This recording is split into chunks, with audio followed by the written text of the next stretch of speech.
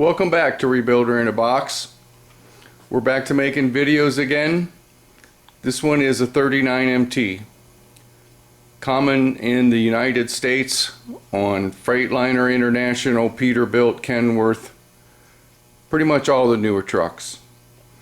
The way you can identify the 39MT that we're going to be working on today is right there.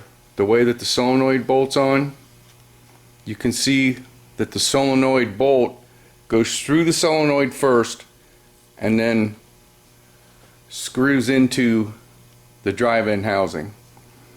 If yours doesn't have this, then this video is not for you and the parts for the kit won't work.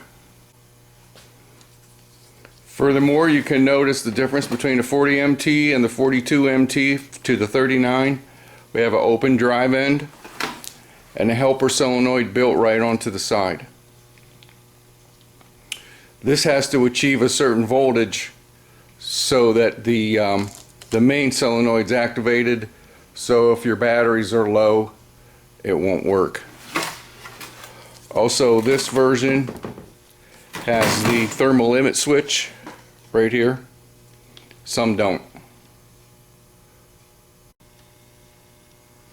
We've done a couple of hundred of these things now, and so we've been able to realize and determine that the parts that you need are pretty much always the same thing. The housing here, the field housing, sometimes you don't need it, sometimes you do. It's about a 50-50 chance, maybe 70-30, a little bit better than that, this housing, your existing housing will be good, but pretty much 99% of them out there, you have to have to do a successful rebuild, you need a new solenoid. This one happens to be a Delco Remy brand, but there are a couple of good aftermarket brands. A new rear bearing, a new relay, and a new back plate. Once you have those parts, 99% of the starters can be successfully rebuilt because they pretty much all have the same thing wrong with them. On the back plate, there are two different back plates when you order the kit. There's a 3-hole and a 2-hole. The 3-hole is for the thermal limit switch. So if you have this and wires going to it, that's the thermal limit switch right there. If you don't have that, then you need a 2-hole back plate. So if you have a 39MT starter and you have the bolts going through the solenoid into the drive-in housing, you would order the kit by visual identification. First of all, we need to know that it's 12 volt. And second of all, we need to know if you need the field housing or not, and we'll show you how to determine that later during teardown, and if you have a 2 or 3-hole back plate. Let's move on to the teardown, get this thing apart. First thing we're going to do is take the relay solenoid off, the helper solenoid. What this does is this induces a good amount of amperage current to the pull-in on the big solenoid. A regular ignition switch, even the push button switch, cannot be hooked directly up to the activator post because there won't be enough amperage to pull it in. So what they do is they put good current here, good current here, and then when your ignition switch activates the relay, there's a higher amount of current delivered to the activator switch so that the plunger can pull in the Bendix. To take this off, just leave the wires on there. Take the wires off the solenoid itself. Leave the wires on the relay. And there's 2 bolts holding it on. They're both 10mm. With the relay removed, we can take the main solenoid off. You're going to want a 3/4 wrench to take the top nut off the field lead. And here again, 10mm holding the 2 screws on. After you get the bolts removed, you have to disengage the plunger from the fork. It's just got a little groove in there where the fork sits down in the back of the fork, so you kind of have to lift up a little bit on it to get the knob off the fork, and then it comes right out. Now we're ready to disassemble the starter itself. You want to use your 3/4 wrench to take this nut off, your 10mm to take both through bolts out. Sometimes you have to apply a little bit of heat or tap on it like that, or both. Don't hit it too hard, but just hit it briskly to break the threads loose so that the bolts will come out. Not too many problems with them coming out though. Also, we're going to take this nut off here. You're going to want to have a good 10mm socket, 6-sided, to get that off and get these through bolts out. This keeper right here, we're just going to leave that on for now. There's a look at the insulators and the flat washers and nuts. Try not to let those get away. Now we're going to just take a hammer and tap the back plate off on both sides.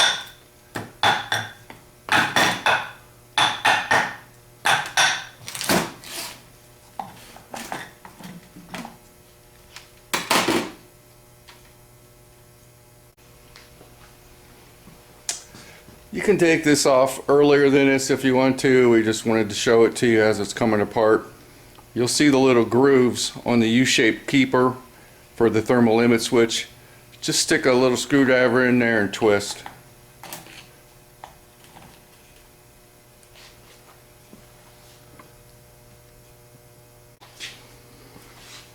So we got some O-rings to get off there, here and here. By the way, there's an O-ring on this. Sometimes you gotta, it'll be stuck into the back plate, so just take something like a small hammer and tap that out.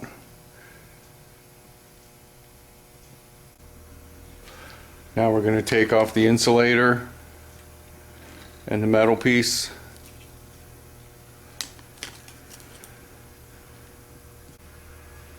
And we're just going to hold on to the housing and gently tap off the drive-in.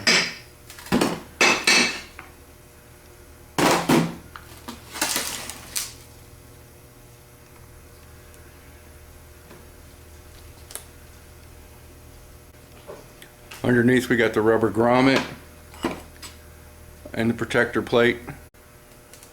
And we'll just go ahead and pull the armature out right at this point.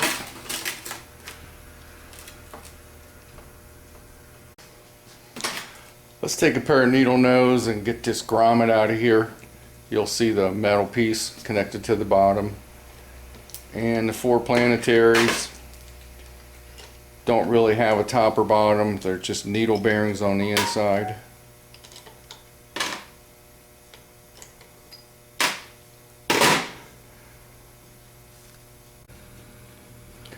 After a lot of discussion, we're going to recommend that you leave this part alone. If you don't have a bad gear on here, there's really no good reason for you to take all that apart. So we're not going to support you taking that apart. Wash this off with just mineral spirits, and that's it. The rest of the stuff, wash it off with mineral spirits and then put a healthy amount of Dawn in water to finish off the job, and then let it dry, air dry, or however you want to dry it, blowing it off with compressed air. But this part right here, don't get it wet. Just wash it off on the outside with mineral spirits and put it back together. That's what we recommend. Okay, now we're going to teach you how to tell if you need a new field housing or not. Most of the problems on these is not really worn brushes, but the field lead right here. If it feels like this one is okay, if it feels like it's real loose, like it's about ready to break, it's dry rotted inside, you can take a razor knife and split this and look at the actual condition of the braided wire that's inside. Like for example this right here, if it's green or dry rotted or starting to fray, that now the insulation look frays, but I'm talking about the actual copper portion. If it's starting to go bad and it just feels real loose and flimsy, then it's not going to be a really good rebuild. You're going to want to order a new field housing. Roughly 30% of these are not usable, and that's what took us a while to come out with a kit version of this. But the only real good solution that we can come up with that would be possible out in the field would be to buy an entire new field housing. So it comes as an entire field, as a new, the whole thing. This is something that you're not going to run into very often because these brushes are literally bulletproof, but these brushes here are worn down too far.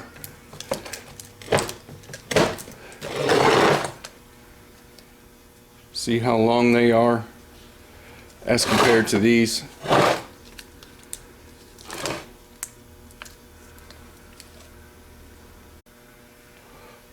These brushes here, they're about 15 millimeter, whereas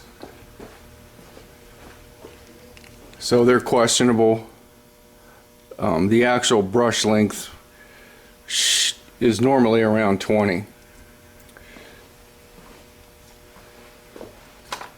These brushes here, they're that one there, that's probably around 10 millimeters long, so that's definitely junk.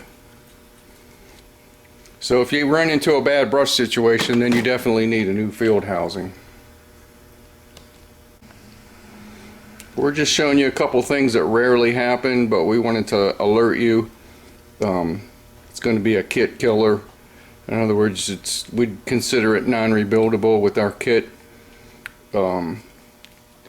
You can see where this is broke off there. There's supposed to be 4 of them in there for the gears to ride on. And that very occasionally happens.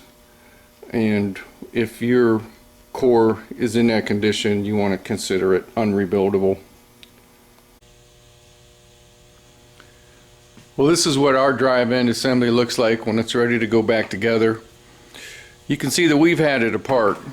If you are a glutton for punishment and you feel that you really need to get in there, you can take a socket approximately the size of the outside diameter of the collar and tap it down to get the collar off. Then you can get the snap ring out and finish taking it apart. When you go to put it back together, it doesn't work so well like the PG series, where you use a pair of channel locks and put the bottom jaw underneath there and put the top jaw on the shaft and try and roll the cup back onto the snap ring. About the best way to do it is if you have one of these. It makes it a lot easier. You can put that, there's like a little centering hole here, and you can evenly pull the cup back up on it. And then we like to put a thin layer of DevCon epoxy down in there to secure everything so it can't come loose. We have to get this bearing off of here. The bearing has to be replaced before you put it back together. You can get that off. The best way to do it would be with that same puller, because you can see the dot right there to center your puller. If you don't have one, you can use 2 screwdrivers, wedge them both in there, and then twist it to break it loose. to get it coming off, but they're not real tough on there. They come right off. Okay, we're going to do a quick rundown of all the components. We just got done discussing the drive-in housing. Here we have the seal, the 4 planetary gears, 2 insulators, the bolts. Here we have the C-clip or U-clip, push clip, whatever you want to call it, to hold on the thermal limiter switch coming out of the back. This is the brush holder and brush holder assembly, field housing, armature. We polished that with 80 grit, and you're always going to have a new bearing. We're also going to have to always have the back plate, solenoid, and the relay. We happen to be using new, but used is perfectly fine for the brush holder assembly and the insulators that go with it. This is a steel backer. Here's a shot of the drive-in housing. First thing we're going to do is put the solenoid on. You can see where the rubber grommet is pushed down in flush first. It's not hard to get the solenoid in there kind of wrong. You can see where we have it bolted down. First you have to line up the knob and put it underneath the fork. But if you got a little bit of play like that and you can feel the spring loaded, then the solenoid's installed correctly and you're good to move on. Here we're putting white lithium grease on the outside track of the planetaries. There's a little bit on top of each post and a little bit going around the outside track. One thing you don't want to do is put too much grease, so take a good look at this and put about that much grease, because if you get too much it's going to hydro lock and cause dragging, and it's not a good thing. But as long as you stay with a good amount of grease, we also got some down inside that needle bearing there, you're good. We're going to put a couple drops of oil on the inside of the needle bearings, on all 4 of them, and a real light coat of grease on the outside of the gears. There's really no top or bottom to these, but the way they come apart is there's a little bit of a ridge. You can feel it with your finger on the top of it, what we consider to be the top in this position. Then there's a flat side. The way we always put it together is putting the flat side down.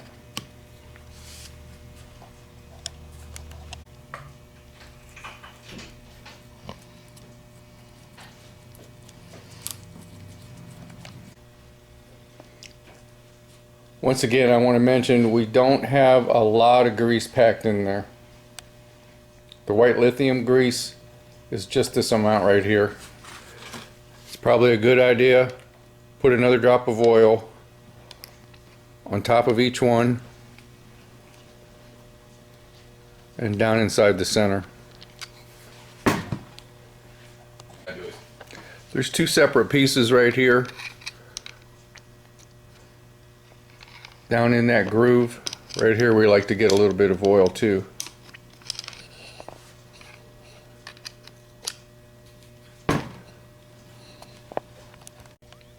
And there's the seal.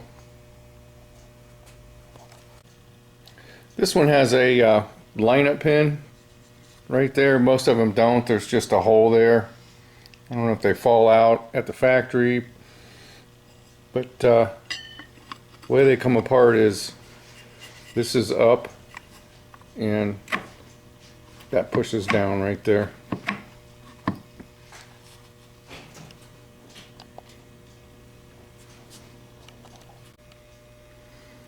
So here's what we got so far. We stuck the armature down in there and the bearing was already on it, because you have to sit the bottom of the armature on the back of the vise or a hard surface. The when you go to put the bearing on, we've been using a arbor press, so if you got some kind of setup with a press, it'd be best to press it on. If you don't, you can tap on the inner race, put a little bit of grease on the shaft or oil on the shaft, and tap on the inner race. And this is a 13mm socket, so that you're just tapping on the inner race and they go on pretty easily. We always clean the copper connection, even if it looks clean. Even though it's brand new, we still clean that and put white lithium grease on it. When you go to put the housing on, you'll see the slot which goes down on the post. And there it is, sitting on the housing.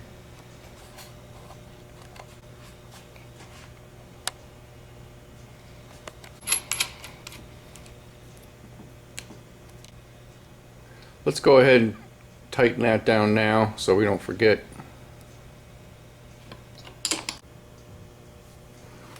I'm getting ready to put the brush holder on the armature down over the bearing. Grab a hold of it like this with both hands and use your index fingers to push the brushes back out of the way.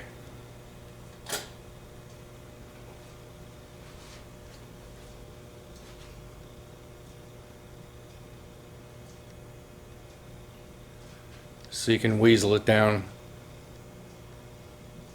over the bearing and the armature. Ouch. Here's a shot of the spring sitting on top of the brush and the brush wire pushed back in out of the way. Not far enough to where it could rub the commutator, but pushed back in out of the way so that when you put the lid on, it doesn't interfere. We still got to put both hot brushes in. The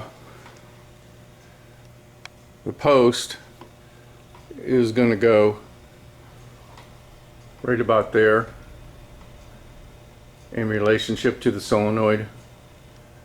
You don't have to have it exactly where it goes, but you finish lining that up when you go to put the lid on. This is our little handy dandy coat hanger brush installer tool that we made from the thickest coat hanger we could find. You can see how hard that is to bend one up and get one ready to go, because you're going to need it to put the brushes in.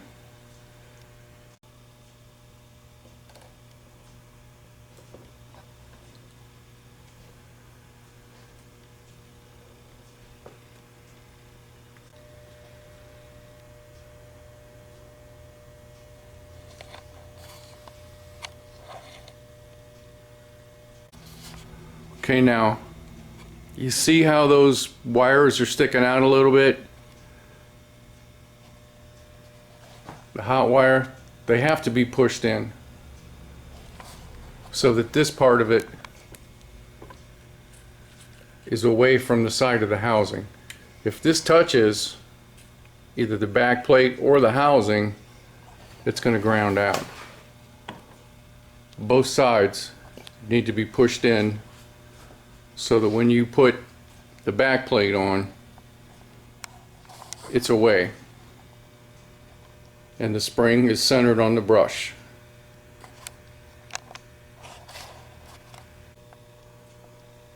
We're putting the metal cover on. It has no top or bottom.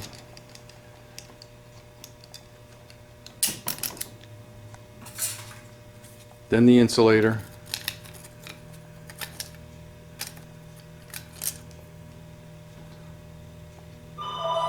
Then the O-rings.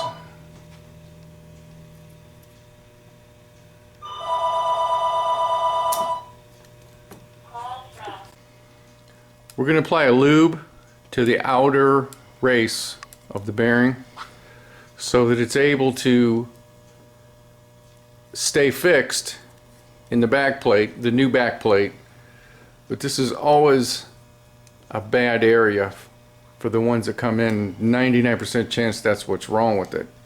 So we prevent that from happening again with this procedure here. Put the best grease you got, white lithium, on the outer side of it before you put the back plate on.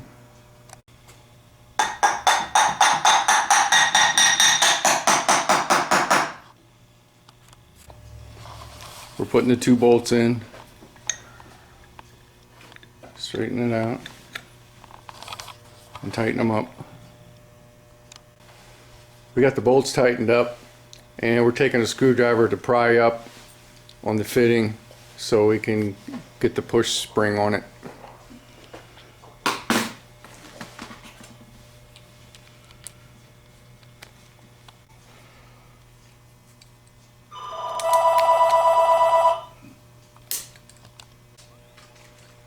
We're putting the insulators on, and kind of self-explanatory. Just put the nuts on, tighten them up real nice.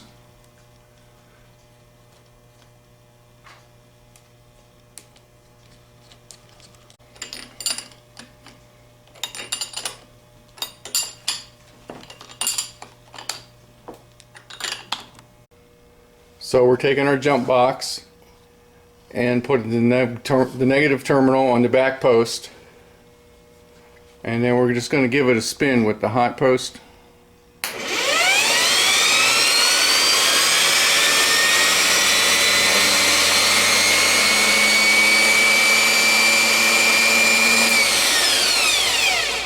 That's basically what it should sound like.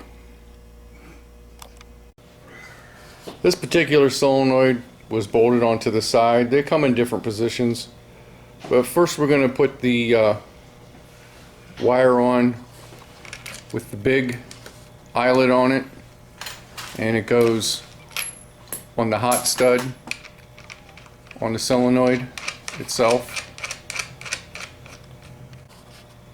Next we're going to mount the relay to the body of the starter. They come in all different positions and different spots.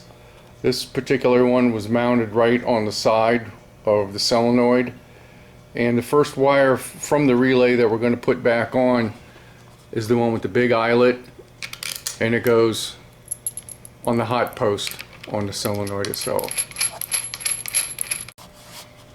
Go ahead and cut it off. Okay, the next wire that we're going to hook up, we just got done hooking up the thick wire with the big eyelet to the big post. There's 2 wires left, a thin one and a thick one.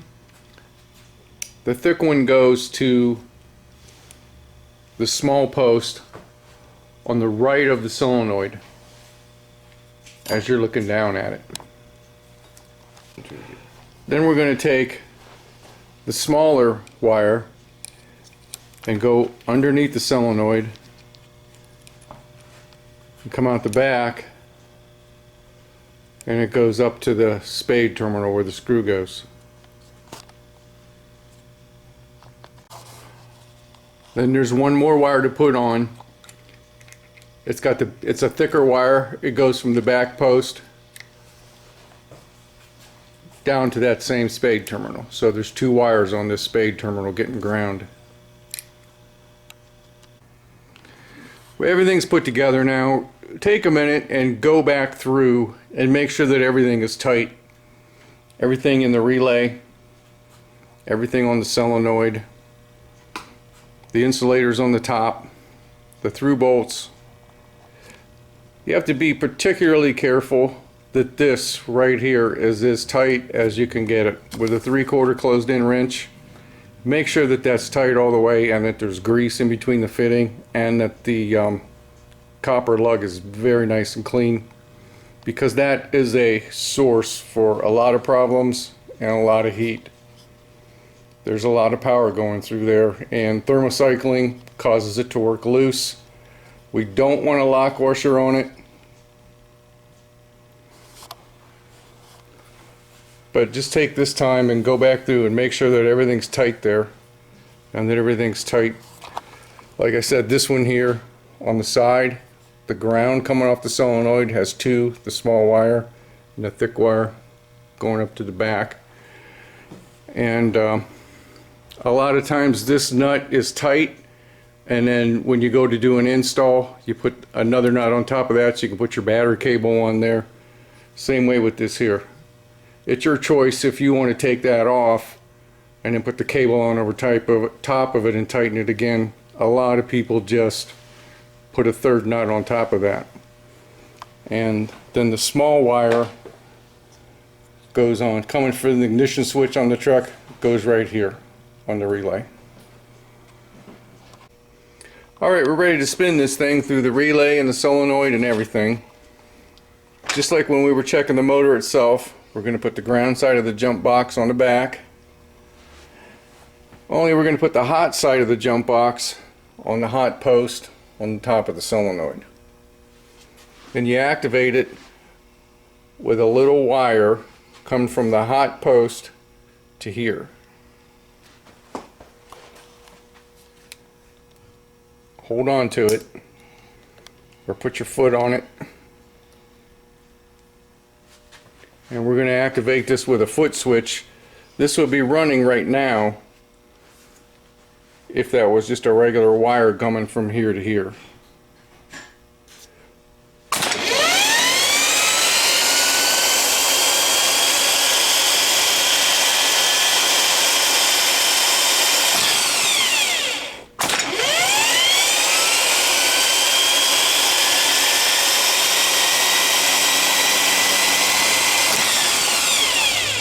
It takes a second to build up the RPMs, but what we're also going to do is do a couple quick bursts to make sure that it kicks in and out.